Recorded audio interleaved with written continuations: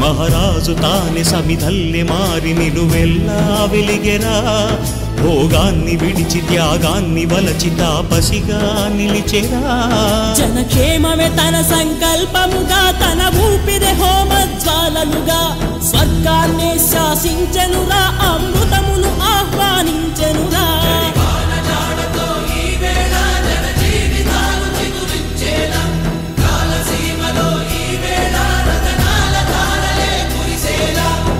మీలో మీరు మార్పు చూపిస్తే నేను మార్పు చూపించినట్టు నేను కూడా ఏం చేస్తాను కదా.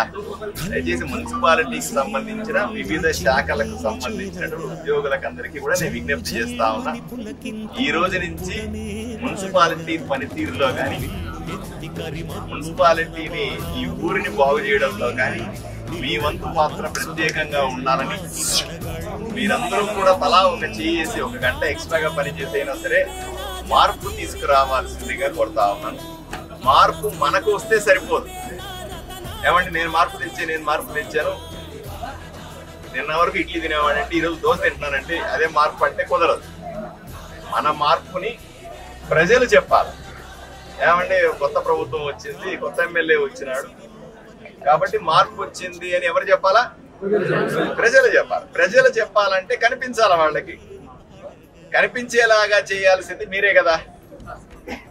దయచేసి నన్ను ఒక ఎమ్మెల్యేగా చూడొద్దండి, మీలో స్నేహితుడిగా కుటుంబ సభ్యుడిగా చూడండి. మున్సిపాలిటీ వ్యవస్థకు కానీ మున్సిపల్ లో పనిచేసేటువంటి ఉద్యోగస్తులందరి కష్టాలు తీర్చే బాధ్యత నాది.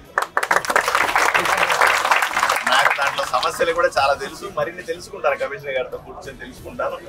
మీ అందరి కష్టాలు తీరుస్తారు. మీరు ప్రజల కష్టాలు తీర్చాలి. ప్రజలకున్న అవసరాలను తీర్చాల్సిన బాధ్యత ఉద్యోగస్తుల మీద ఉంటుంది. మీకోసం మరింత సమయాన్ని నేను కేటాయిస్తాను. కమిషనర్ గారికి చెప్తాను, ఒకరోజు రేపో ఎల్లుండో ఆ మరుసటి రోజు కూర్చొని పూర్తిగా మీ పనితనాన్ని ఒకసారి ఇక్కడ అవసరాలని ప్రభుత్వం నుంచి ఏం చేసుకురావాలా అనే విషయాలని కూడా మీ దగ్గర తెలుసుకుంటాను. రాబోయే అసెంబ్లీ సమావేశాలు ఉన్నాయి కాబట్టి మళ్ళీ పైకి వెళ్ళినప్పుడు కూడా వీటి గురించి మాట్లాడతాను. కానీ ఇవేవి చేసినా సరే నాకు వారం రోజులు సమయం తీసుకోండి. వారం రోజుల్లో ఊర్లో మార్పు కనిపించాలా మున్సిపాలిటీ పరంగా. చేయగలుగుతారా? దయచేసి చేయాల్సిందిగా విజ్ఞప్తి చేస్తా ఉన్నా. మళ్ళీ కలుస్తాను.